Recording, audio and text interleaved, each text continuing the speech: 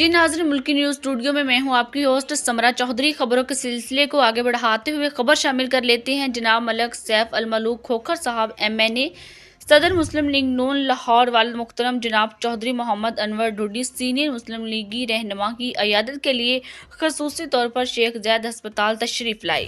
چودھری رضوان انور ڈھوڈی مسلم لیگی کارکن، نیاز بیگ چودھری، عمران انور ڈھوڈی مسلم لیگی کارکن Bahria town Lahore, Chaudhry Adnan Anwar Dhudi advocate high court.